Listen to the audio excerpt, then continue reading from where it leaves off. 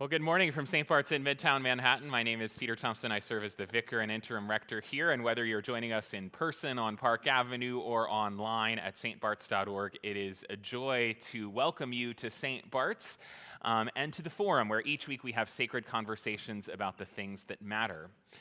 This morning, we are delighted to be joined by one of our own, Ally Coll, who is a professor at CUNY School of Law, just over the river in Long Island City, Queens. Ally teaches administrative law, specifically the executive branch and how it functions. Ally, thank you so much for doing this today. You're going to be talking about evidence, intuition, and how we make decisions for the common good. Yes, well, thank you so much, and thanks for having me. It's nice to be able to speak here at St. Bart's. I've been a member here for about 2 years and got married here last summer over in the chapel. My husband is, I was just telling Peter, recovering from surgery right now, so tuning in online, and we'll all send him our collective best wishes for a speedy recovery from that surgery. But I'm happy to be here and talk about something that I've been working on for the last year and a half or so in my academic context, but that I think has a lot of relevance to our lives as people of faith and to much of what we come here to church to think about and hopefully take away and bring into our lives. And that's the idea of how do we make decisions about what's right or wrong. In the context in which I've been studying it, we're really talking about in the policy context. So when the government is putting in place a program, say, to help people in some way or another, how do you know what the right program is? How do you know that it's actually doing good, as opposed to maybe having unintended harmful effects? And I think those are questions we all explore in our day-to-day lives as well, whether you might be involved in some ministries here at St. Bart's or otherwise, where maybe you're trying to do good out in the world, or even just personal decision making around whether this is the right thing to do and whether it's going to serve your family or your community. So I'm going to start by talking about my research in the academic context, and then I'll talk a little bit about where I see the connection to our faith lives, and hope you all will have questions and thoughts along the way or at the end as well. So I'm going to start with an example to kind of ground us in what I'm talking about. And if you went to grade school in the 1980s or 1990s, or if you have children or grandchildren who were in school during that time, you may already be familiar with DARE.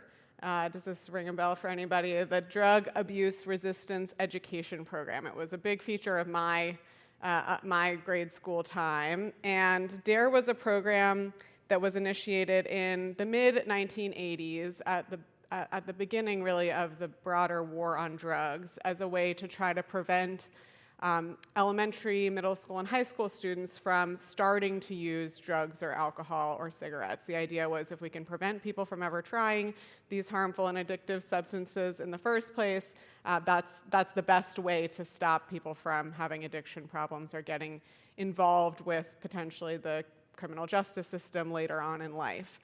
And so it was based off a program that started in Los Angeles in the education context called the SMART program, which had a curriculum around teaching people about how to avoid using drugs and alcohol.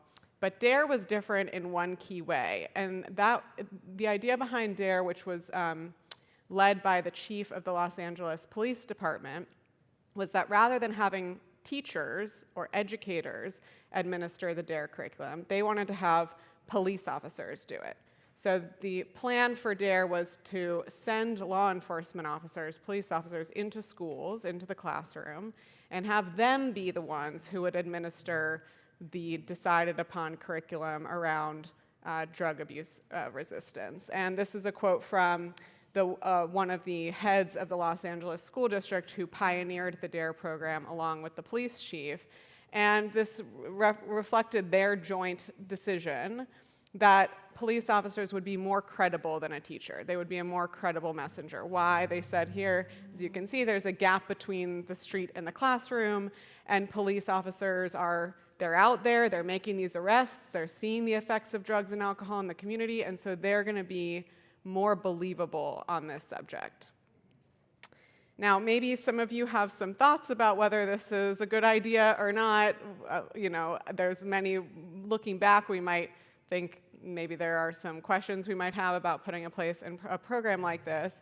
But the reason that I'm bringing it up is the important thing to know here is this decision to have police officers administer the program, it was basically based on a hunch, right? It was based on their intuition, the head of the school district and the police officer, that police officers would be more credible messengers. There wasn't any research done. They didn't do a pilot where they put, perhaps a teacher in one classroom and a police officer in another and see who people resonated with more. They just decided this was the way they were going to do it, and then they launched the program. And in this moment, politically and socially, DARE was wildly popular. Parents in particular loved this program. They thought it was a great idea that police officers would, be administering the program and generally to provide this education to kids in school. And so DARE proliferated, and popularity became a proxy, basically, for effectiveness. And eventually, Congress found out about DARE, also thought it was a great program, again, knew it was very popular, which always incentivizes members of Congress to do something. And so they passed legislation in 1990 that gave significant funding to replicate DARE. So DARE started just in Los Angeles, but after Congress got involved and provided tens of millions of dollars in federal funding to support the program, it became incredibly widespread. And at its height, DARE was being taught in 75% of school districts nationwide, and there were 15,000 police officers who were going into schools to administer the program. And I pulled this language because I think it's interesting that Congress says this should be used to replicate a program that has a demonstrated record of success. And they, again, just assume that DARE had a demonstrated record of success because it was popular, because people liked it. But there, again, had not really been, at this point, any research or studies done to test that theory, to give some evidence to say, yes, this program is actually successful or not. And around the mid-1990s, so now DARE has been in place in some form for about a decade, some organizations, nonprofit organizations, and also the government itself started to do studies on DARE to test out. Now we're going to test out and see how effective this program is. And what they pretty much unanimously found was that DARE was having no effect on people's likelihood to use drugs or alcohol. And in fact, in some cases, they found that it had a boomerang effect, meaning that students who went through DARE were actually more likely to experiment with drugs and alcohol than those who had not gotten the curriculum to begin with. So maybe there was something about being told by a police officer that this was something you shouldn't do that then sparked some curiosity, or they were learning about it in ways that were not effective at conveying the message, don't do drugs, but actually were causing the students who'd gone through this program to be a little bit more curious and interested in experimenting. These pencils, by the way, were also a real part of the war on drugs. They were distributed to elementary schools, and it was not until a 10-year-old fourth grader sharpened the pencil and pointed out what happened when you started to sharpen the pencil that they issued a recall of the pencil. So I really couldn't ask for a better metaphor for my point, which is that if we don't think carefully ahead of time about maybe some of the unintended consequences of decisions that we make, there can be harmful effects. And DARE is an example of that, and I'll talk a little bit more about some of the harmful effects that came out of DARE in a minute. So my research is really around the idea of using evidence as a way to help guide our decision making. Again, in my context, I'm talking about in the policy formulation or federal grants context like we saw with DARE. And broadly, we can define evidence lots of different ways, but in the legal context and in the context I'm working on, we can keep it fairly simple, and we just say evidence is any information that tends to indicate whether a particular proposition is true or valid. So it doesn't have to necessarily be a 10-year-long study, but there's some information out there. Maybe it's a focus group. Maybe it's one person's experience with something.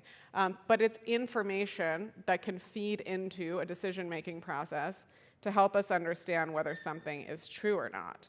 So evidence in the context of DARE would look like information that could have helped the chief of police in LA and the school district administrator decide is this the right approach to take with respect to this educational program.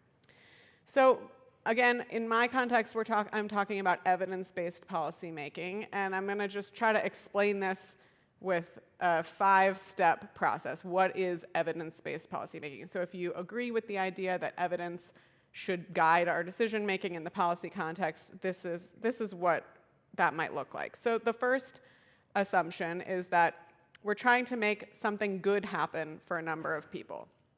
Again, the we could be the federal government, or it could be we as a ministry, at St. Bart's, or it could be, we as a group of volunteers in a school, whatever it is. We're trying to make something good happen for a number of people. For example, we're trying to help feed the hungry, as we do at Crossroads. We're trying to help shelter the unhoused, or we're trying to reduce unemployment.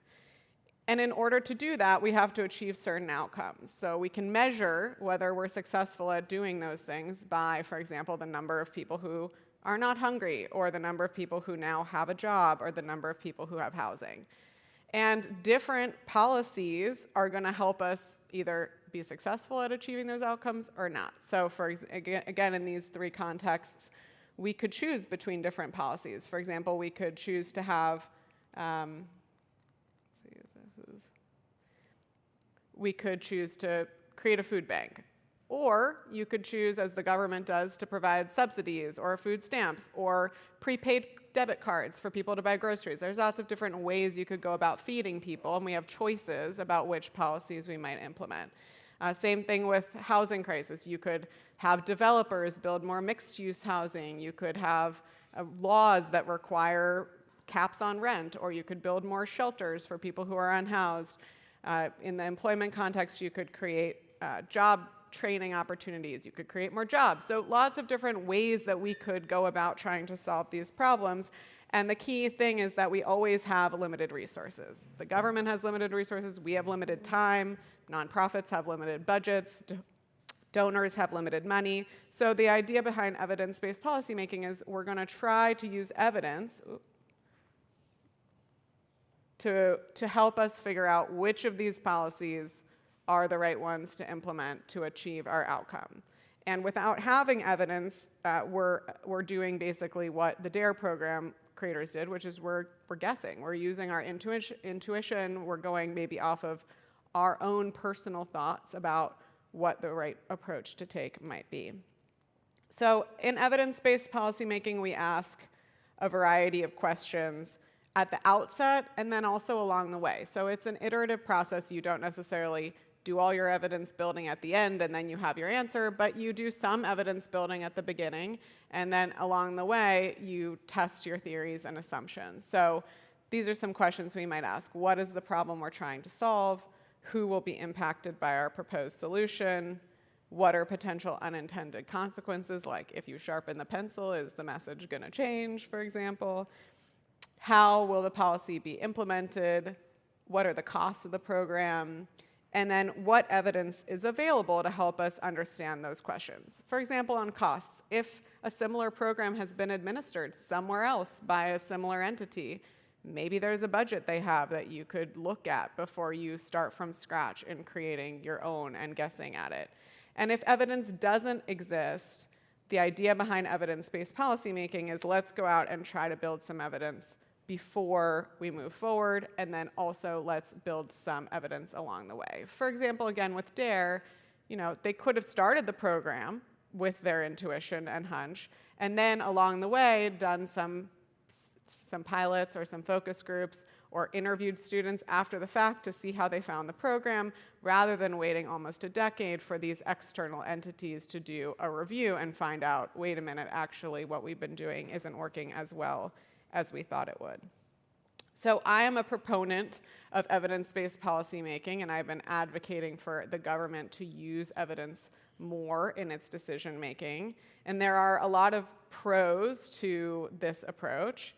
One is that it helps us fund more of what works and less of what doesn't. That's the basic idea, right? We're going to spend money on programs. Let's spend money wisely. Let's use it on programs that are effective at achieving their desired outcomes.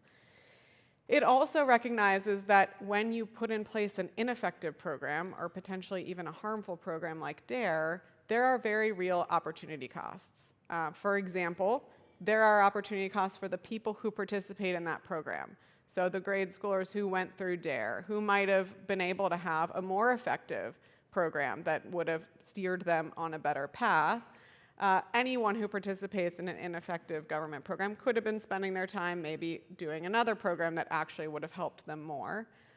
And of course, there's the opportunity cost in the money. So the tens of millions of dollars that Congress spent funding DARE, those could have been diverted elsewhere, right? You know, even addiction treatment, for example. There's lots of different ways to try to address the broad problem that Congress was trying to figure out with DARE, and instead they spent this money on a program that turned out not to achieve its goal. And then, as I mentioned, evidence-based policymaking gives this opportunity, and in some cases might even require policymakers or the government to keep evaluating themselves, right? It's not a, great, we did our evidence building at the beginning and now we're done. It's a constant testing and tweaking, which allows you to be a little more creative. You can try something new, and it can fail because you're going to catch it more quickly and pivot. And so I think it gives policymakers a little bit more flexibility to try new things. There are some downsides, though, to this approach, and it's really important that anyone who puts in place an evidence-based policymaking program has these in mind. They can be corrected for, but if you're not thinking about them, they can really undermine the value of evidence-based policymaking. One is that we are all susceptible to individual and institutional biases. That's a part of why going off your hunch may not always be the best course of action to take. But it also plays a role in evidence-based policymaking. Who's setting the questions? Who's setting the goals? Who's deciding what research you're going to use? There are biases that can come into play in those decisions as well. So there's this phrase that I like, where we stand determines what we see, and just recognizing that your position, your background may affect the way that you come to the issue, even when you're trying to do your best to build evidence. The other risk is that we might use evidence as a double standard. So there's been some really good writing done around the idea that we don't really require evidence, for example, to justify spending money on an after-school lacrosse program at a private school, wealthy private school, because that's just how we've always done things, and there's no need to prove that it's worthwhile. But when you're trying to start something new, particularly if you're trying to start something new in a community that might have less institutional power, then sometimes people say, whoa, wait a minute, is this really a good use of our money? Let's go out and make sure and build evidence. And that can slow down investments, and it can lead us to a place where we're actually biased toward the status quo, because there's plenty of evidence for the status quo, right? We already know how things work that are in place at the moment, but we don't know as much about new creative ideas. And so we want to make sure evidence isn't used as a hamper toward new ideas, new investments, but it's actually used to help make sure that those are just the right ones, and that they're going to be ones that are as effective as possible.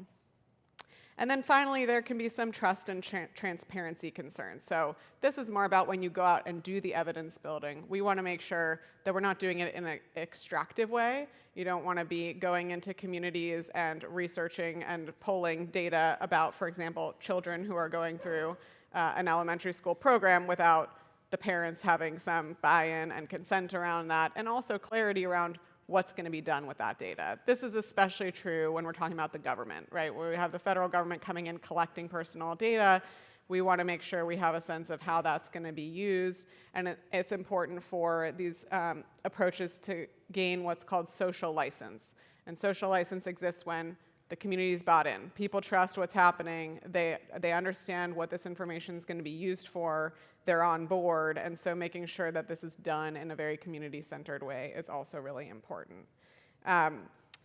Otherwise, if you don't build that trust, and if you aren't transparent about the kind of information that you're being used, this can lead to evidence-based activities that are, as I mentioned, extractive and potentially harmful, right? This cartoon from the New Yorker sometimes, unfortunately, sums up what happens in Washington. This is someone coming in and saying, give me everything we have on poor people, right? We don't want to approach evidence-based policymaking in that way. Like, let's go out and research this problem in a biased way that comes from a hierarchical perspective, and that then leads to sort of top-down decision-making about what information we're going to gather and from whom.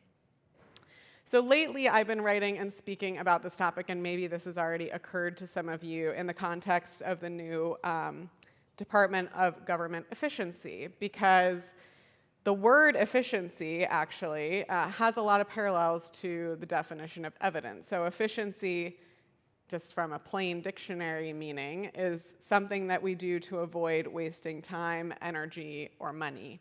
So evidence-based policymaking is this as well, right? The way I described it. When we think about being more thoughtful about how we're going to approach a program like DARE, we're doing that to try to avoid wasting time, energy, or money.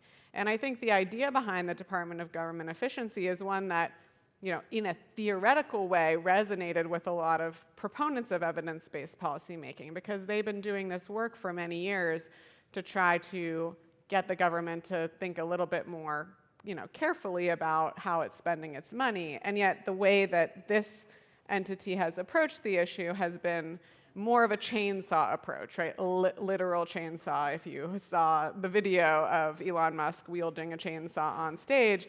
But from a policy perspective, it's actually been, let's just slash entire departments, right? Let's get rid of entire programs from the very top, as opposed to looking carefully, which could be done, at specific programs. So take USAID, for example. Rather than taking some time to go through the programs that USAID was funding and have a sense of which of those programs are actually effective at solving problems globally and which of them maybe are not so effective, right? Maybe there are some programs that weren't really achieving their desired outcomes, and we could either save some money by cutting those programs or funnel that money toward other global programs that might be more effective. That's not the approach, right, that the Department of Government Efficiency has taken. Instead, they've moved toward just eliminating entire programs and departments. And so some of my writing recently has been about the fact that actually, a lot of these federal agencies, they have troves of evidence and data. The evidence-based policymaking has been on the rise since the 1980s, and these agencies are required to do a lot of evidence-based policymaking to varying degrees, but the Department of Education is one example of an agency that has been testing its programs since the 80s, and especially even more recently since 2002 and the No Child Left Behind Act. There's a lot of evidence around what the Department of Education has been doing, but there's not currently a plan in place, as far as I'm aware, to take a look at that information and use that to make decisions about where the Department of Education can be most useful. Instead, there's plans just to eliminate the department entirely. So that's some of what I've been working on and writing about in the academic context. And now I just want to talk a little bit about what this has to do with our lives as people of faith. And this is where my expertise is not as strong as maybe Peter, so you can correct me if I'm saying anything wrong. But I think this is all tied to the idea of discernment, right? So if I connect the idea of evidence to efficiency to discernment, this is, again, just one of many definitions you can find online, but this says that discernment is the ability to decide between truth and error and right and wrong. And so we're constantly called to discern what is the right step to take, again, whether that's in running a big program or maybe just running a smaller volunteer effort, or even just in our day-to-day lives. And Scripture tells us to do this, right? To examine everything carefully and to use that examination to make decisions between what's right and what's wrong. And this line says to test the spirits to see whether they are from God. So because there are many false prophets have gone out into the world. So I think we've all seen people kind of proclaim based on their own hunch or intuition that they know what's right or wrong, and they're speaking on behalf of God. And we've all, I'm sure, experienced moments where we've heard something said by someone in a position, maybe from a pulpit, where we don't think that our hunch doesn't align with their hunch about whether or not this is from God. And so discernment is a way to help us make that decision. Discernment and faith has this is not my own, these are not my own questions. This comes from the Columbia Theological Seminary, which had a list of questions you might ask in the process of discernment. Is this of God or not? That's maybe what we're ultimately trying to figure out. Does this draw me closer to God or further away? And then the rest of the questions I thought had a lot of overlap to some of the evidence-based policymaking questions we might ask. So who's going to be impacted by this decision, whether it's a personal decision or a programmatic decision? How and in what way might this impact them? Is there a monetary impact? If so, what does that look like? And how might the organization or system respond? Can you live with these outcomes is the ultimate question you might ask when you're trying to make a decision one way or another. So in these questions about discernment, I think I would posit that some of the reasons that I'm an advocate of using evidence in the policymaking context can also be a reason to do some homework, to build some evidence, and to use evidence as a way to guide that more heartfelt decision making. So I think there's not one is better than the other. I think if there's a takeaway from my research around evidence-based policymaking, it's that it needs to be a balance of the two. If you just stay rigidly with the data and the evidence and the science, you may never try something new. You may never take a risk or do something creative. And I think especially as people of faith, we're really called to discern, what is right or wrong in a less evidence-based way, right? What is God speaking to me about in this moment? What do I feel in my heart that I should do? And yet, leaning too much on that side can cause us sometimes to make mistakes, as I think the DARE program, I'm not sure to the extent to which that would have been a faith-based decision or not, but it was a hunch, it was a strong conviction that the leaders of that program had that what they were doing was right. Like, they believed that. They wanted to solve this problem. It was not, ill-intentioned. And yet it had this effect of leading to a program that for many years was not effective at achieving those goals and in fact may have actually caused some harm. So with that, I'll leave it there and happy to answer questions that you might have. Thank you so much, Ally, for that wide-ranging and thought-provoking presentation. We have some time for your questions. If you're here in the room, you can raise your hand, and Natalie Johnson will come around with question cards that you can fill out. They'll come back up to me. If you're joining us online, you can type your questions into the live chat on YouTube, the comments on Facebook, or you can email me, pthompson@stbarts.org. Ally, we're reading the letter to the Hebrews over this summer, and last week we had the beginning of the 11th chapter where the writer says faith is the assurance of things hoped for, the conviction of things unseen. And I think actually Meredith, continuing on in the letter to the Hebrews in her sermon this morning, she uses the word evidence. Oh, okay, great. And I'm wondering, I think it's self-evident to us why evidence should matter, or many of us, from a policy-making perspective. Often in a faith context, we talk about not seeing, not knowing, as you mentioned towards the end. Are there times in a faith context where evidence would be important, where we should look at the evidence and maybe put our intuition to the side? Yeah, well, one of the things that I thought was interesting in my research around discernment and how it's spoken about in the faith context is there was one piece of advice from this Columbia material I was reading that said, the more difficult the decision is, the more time you should give it to discern.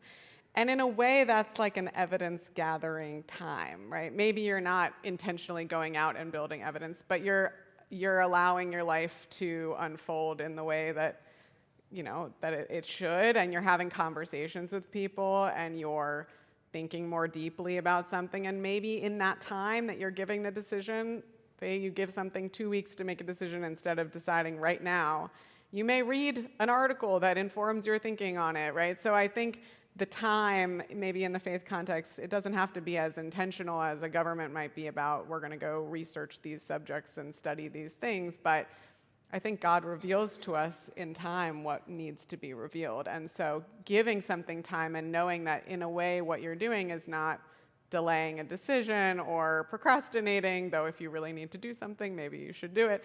But, but actually giving that time to learn more, and that can come from God, actually, or it can come from other people or conversations, or more time you might have to read into the subject matter and inform yourself about whatever decision you're trying to make. You suggested this in your cons of evidence-based decision-making, but sometimes in gathering all the evidence, we do delay action, and I'm wondering if you can speak a little more on that outcome of action being delayed and the harms that it could cause. Yeah, I think that's probably one of the biggest issues I have with evidence-based policymaking, is that I don't think it should be used to hold up action, especially, as someone who believes in the federal government's role to create these programs and implement them to help people's lives. So one thing that helps with that is that proponents of evidence-based policymaking, and this is a field that's been around for a long time, and I'm learning about it to try to apply it more in the context that I work in, is to think of it as a life cycle. So everyone in evidence-based policymaking calls it a life cycle. You have question setting phase, you have research phase, you have implementation phase, but you're doing all of those things all the time. And some of the recommendations I have around how Congress could implement evidence-based policymaking is to write language in a way that advises them or even requires them to do some evidence-based work, but not as a precursor to acting. So I think there's ways you can give entities the green light to keep moving forward, but also ask them to test their assumptions along the way, and crafting, in the policy context, crafting that kind of balanced approach, I think, is really important. There's also, I was speaking about this with a food and drug lawyer who pointed out there's a difference between type 1 and type 2 errors, and this is not my area of expertise, but using that framework to say maybe we're using evidence like after the fact to show that we made a mistake or this isn't having the outcome we wanted, as opposed to requiring it ex ante to say this is definitely the right thing to do. Could be a dividing line, right? So in the context of DARE, not to say they shouldn't have moved forward with the program, they could have moved forward and started implementing it, but catch the error at an earlier stage when it's still at a smaller scale, rather than waiting for it to become so widespread. Someone in our in-person audience wonders when data can become more of a crutch than a tool. And even if you have good data, what are the limits of that data? Yeah, so I think it's a great question. It relates a lot to, I think, the first point in my cons list, which is in biases. There's obviously, especially in agencies, but for all of us, there's confirmation bias, which is the phenomenon that we tend to cherry pick the evidence that confirms the things that we already thought were true or want to be true. So I think that may be what this question's getting at a little bit. It's a crutch, or it could be used as a justification for just doing the thing you already had decided you wanted to do, rather than really looking at it in an objective way and letting it guide your decision making. So I think that's why it's really important to be very intentional about how you're building the evidence and how you're going to use it, regardless of what it ultimately turns up. And that can be done by setting those questions and priorities in advance, and also, very importantly, by involving the community in those decisions. So I'm a big believer that evidence-based policymaking should not be being done top-down by a small group of bureaucrats in Washington who all come from, particular expert backgrounds, and who, by the way, may want to leave government and go work for a private sector company that wants the government to do certain things. So there are all sorts of, capture problems in the federal government, and if that small group of people who all think alike and maybe have the same incentives, and also who may have a boss and the president saying, I want to do this, right? Go out and find me the evidence that's going to justify doing this. That's not real evidence-based policymaking, and I don't think that's going to help solve the problem. But a community-based version where you actually are going, out into Los Angeles and talking to students about how they perceive police officers, for example, and, allowing that information to guide you in actually making the next step, as opposed to justifying a next step that's already been circumscribed, I think is the way to do it. I'm glad you mentioned community, because there are a few questions about community and not just the communities that are affected, but what does it mean for us as decision makers, there not being just one decision maker, but many decision makers. How does the community affect decision making when a decision is made together, not just individually? Yeah, so there are some good examples from programs the government has put in place that, from that context, I think do a good job of this. One is that this was back in 2024 under the Biden administration, but the Equal Employment Opportunity Commission, which is the agency that deals with workplace discrimination issues, and they'll bring lawsuits if they think a company is discriminating against people. They started doing town halls and actually trying to reach the most vulnerable, marginalized workers, many of whom, for whom English is not their first language, and they said, how do we really know if our processes are working? Like, we have a hotline on our website where people are supposed to report discrimination or harassment, but do the people who really need it even know about it? Are they willing to use it? Are there barriers that we may not realize to them actually taking advantage of the services that our agency is supposed to provide? So they partnered with a lot of local and national nonprofit groups to try to get the word out about these town halls. They held a lot of them in person. They held others on Zoom. They tried to come to people in the kind of format that was most comfortable and accessible to them, and to really dig deep into finding people, which is important, because a lot of times what agencies do is they open up regulations for public comment. And you can go online to regulations.gov and you can write a comment, and many people do, but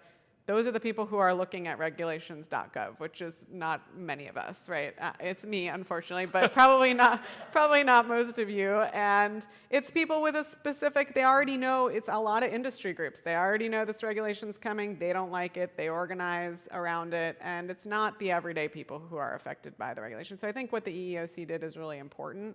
And we can all do that in different ways. So I've been involved with Leslie, who's here on the St. Bart's Migrant Welcome Committee, and we've been having similar conversations around, okay, we have a group who have ideas around different ministries that we can put in place to help in this moment, but we really also need to be intentional about finding the people who are affected by this issue and listening to them and hearing from them about what we can do to most support them in this moment. Can you speak about experience as a kind of evidence? Yeah, I think experience as a kind of evidence can cut both ways. So I think experience obviously teaches us a lot. There's the saying, like, you can be told not to touch a hot pot, but it's not until you actually touch it and burn yourself that you're going to remember the next time not to do that in as strong of a way as you might need to refrain from that. So there's no other better way to learn things than actually going through them. But also we all have different experiences, and I think if we let our own experiences dominate the decision making around what the right thing to do is, we may end up allowing those biases that I mentioned to come into play. For example, Daryl Gates, the chief of the LAPD, his experience as someone who went into law enforcement about how the community sees law enforcement is probably pretty different from somebody who grew up in a household where law enforcement was a threat, and not recognizing that his experience was different from maybe some of the school children who are going to be going through this program, I think was a shortcoming. So I think bring experience to the table and share it, but also get other people's experiences involved too. Make sure you're not prioritizing your own experience over someone else's. And as the EEOC did, be really proactive about bringing in other experiences that might be different from yours and different from the people you usually come into contact with who may come from the same kinds of experiences. I'll say one more thing about this, which is there's an exercise that I sometimes do in different training contexts called the Trusted 10. And it asks you to write down the 10 people in your life you trust the most. And then it asks you to identify different characteristics of those people. So what's their gender, what's their ethnicity, what's their race, Where'd they go to school? What level of education do they have? All sorts of questions about those people. And what you maybe unsurprisingly find is you tend to trust people who share characteristics with you. And that's because you feel like they have experiences that are like yours. And that can be really valuable information. For example, I use it in the context of advising organizations why it's important to have diversity in leadership. Because if people don't see people who share characteristics with them, they may not trust the organization. They may not report discrimination, for example, as much. But it's also important just to realize that our top 5 people, if I'm going to say, okay, I know my experience, but I'm going to call 5 more people and hear theirs, make sure the 5 people you're calling are not people who maybe have the exact same lived experiences as you do. What steps can be taken to recover from biased policies that have caused harm, and how can we reestablish trust? A big one, yeah. I mean, I teach administrative law at CUNY right now, and it's something we've been exploring in our classrooms. I think it's a moment where there's a lot of opportunity for rethinking and reimagining. That's what I tell my students. I think we learn the law and the doctrine as it exists right now, but there's been so much change in the way that the government is functioning right now that it's also, I'm not a believer necessarily in calling it a silver lining, but challenges and moments like this can also create opportunities just to rethink. And I've heard a lot of progressive leaders who I really respect and admire who are trying to do social impact work right now say it's also a moment for us to rethink, like, is the approach we've been taking as advocates on this issue or that issue, maybe we need to reflect and rechange our approach. So I don't know that I have the answer about how exactly we're going to do it, but I'm a believer in reflection, maybe sort of this discernment around not just moving straight to how do we move forward, but a little bit of reflection on how did we get here and what maybe was effective and not so effective about ways that we've tried to approach policy in the past.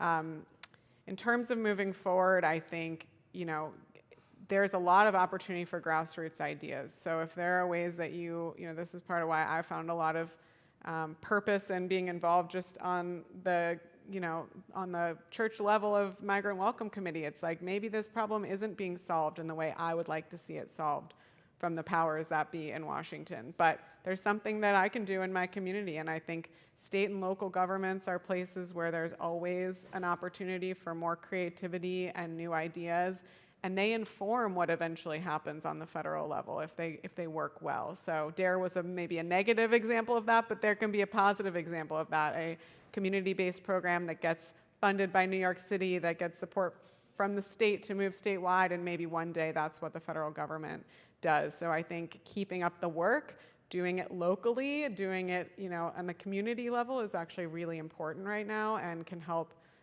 build some data and build some evidence about ways that we could do things better. You mentioned how much change is happening in the area of law and policy that you study and teach. How do you maintain a scholarly academic approach when the time seems so apocalyptic for so many? Yeah, I'm figuring that out. It's definitely a challenging time to teach what I'm teaching right now because, I frankly lose credibility if I don't acknowledge the extent to which what we're reading in the casebook and what I learned when I was in law school is absolutely not the reality outside the window, right? And that's true even of the law. There are places where the law says X and what's happening is Y, and my job as an educator is to try to make it make sense. And, the only way to do that is just to be really honest about where it doesn't make sense and why, and that it's okay if this doesn't feel like it's connecting for you because it's not. It's different what you're reading and what is actually happening out there right now. In a way, for me, before academia, I worked in nonprofit advocacy, and my favorite kind of writing to do is more of the short form, like op-ed, where you're taking something that's happening in the world that brings people's attention to an issue, and you can now use that to explain something deeper to them about maybe an area that you have expertise on. And as a law professor, now I'm doing a lot more long-form law review article writing, but this moment brings opportunities to make that kind of writing more relevant and to sort of use the current events to bring people into conversations they might not have been a part of. I mean, evidence-based policymaking is a good example of that. I've been actually studying this topic, way before the DOJ was created, and then DOJ was created, and I thought, wow, this now everybody's, not everybody, but people are sort of interested maybe a little bit more in how government goes about reforming itself, and I have this framework that I've kind of been mastering for the last year that can add to that conversation. So it's challenging, it's also helpful and exciting and makes some of the maybe sometimes more abstract scholarly work feel a little more relevant, which I enjoy. I'll try to fit 2 more questions in. Are there any situations in which we should distrust the evidence or disregard it? Yeah, I think so. I mean, as I mentioned, evidence has been used in really harmful ways in the past. So, for example, I have a colleague who does a lot of work with indigenous peoples and lands, and that's an area where the government's been incredibly extractive. In early days, the federal government was going around indigenous communities, taking photographs of people to use for their own analysis of a very racist and hierarchical decision-making about who should be running this country. So that's an example of where, evidence was really used in a very harmful way. Redlining in Black communities is another example of where the government, came in, gathered data about what a particular neighborhood's demographics looked like, and then used that to justify housing policies that were discriminatory. So I think there's a lot of danger to it, which is why I always try to spend a lot of time giving a big caveat to evidence, but I do think it can be done right? Like those were really harmful ways of using evidence. I don't think that means it can't be, built and used in a much more transparent, trustworthy, and equitable way, but it requires not just repeating exactly what's been done in the past. So today you've brought together policy and faith. 2-part question. First, someone worries about faith influencing policy. They bring up maybe 10 commandments in the classrooms. I would also say, though, perhaps faith could encourage one to welcome migrants, for example. So faith can influence policy in multiple ways. So one question is, to what extent are you worried about faith influencing policy? And then the second question is, how do the 2 worlds come together in your mind as someone who is a person of faith that also teaches about policy? How do you think that the 2 worlds should interact? Yeah. Well, in the first question, I think that's why the false prophet idea, it resonates a lot with me. I certainly do have concerns about the way that I see some leaders invoking their faith to justify policies that I think are incredibly harmful. And so, that's a part of why I kind of thought when we were discussing that this might be an interesting way to bridge the 2, because I do think that, just going off of your own perception of what faith means to justify programs that affect an entire country, I don't think that's the right way to be making policy. And I think evidence, and yet I'm a person of faith, and I believe in, in leaders being, I'm happy to see leaders who are connected to faith. I think it, in theory, it can make you be more compassionate. Sometimes that turns out to be true, sometimes maybe not. But I think when you're talking about using your power to make decisions that affect a lot of people, you need to be doing more than that. You need to be rooting in evidence. You need to be setting transparent policy goals and outcomes and using evidence to try to make sure what you're doing is for the common good and not just because you say it is so because of your faith. So I share those concerns deeply, and I am hopeful that maybe this area is a place where some of that could potentially be mitigated, though it would require people to be bought into the idea. In terms of my own kind of balancing of these 2, I mean, I think it's a part of why I'm drawn to this topic. I'm a person who is I always feel like I'm in a place of discernment. Every decision, I'm an overthinker, as maybe if anyone else here is an attorney, we tend to overanalyze and overthink things a lot. And so, I can get caught up in my own not able to make a decision because I need all the, all the data, all the evidence gathered. And as a person of faith, that includes evidence like, what do I think is the right thing to do? What do I think God is calling me to do here? And mixing that all together can feel a little bit overwhelming sometimes, but I think knowing that there, as this image says, like, there just has to be a balance. You can't wait on the perfect information to make decisions, and you have to be bold, and you have to step out in faith and try something new. And that also doesn't mean that you're wedded to that decision. Like, you try something new, and maybe it doesn't work so well. I have that in my classroom all the time. I'm gonna try a new exercise. Okay, like, that did not go the way that I thought it would. I'm gonna not do that again. Or that worked really well, and I'm gonna do that again, right? You can only really learn to the experience point by trying, and I think balancing sort of the logical side of my brain with the faith, inspired part of my brain is something I try to keep the two in balance as best I can. Ally, you've given us a lot to think about this August morning. Thank you so much. Thank you, yeah, thank you all. Thank you all for being here. We hope you'll stick around and join us for worship at 11 a.m., whether in person or online. Next week, I'll be away on vacation, but Meredith will be here with Daisy Khan, who is a friend of St. Bart's, and we'll be talking about her new book about the rights of Muslim women. See you then.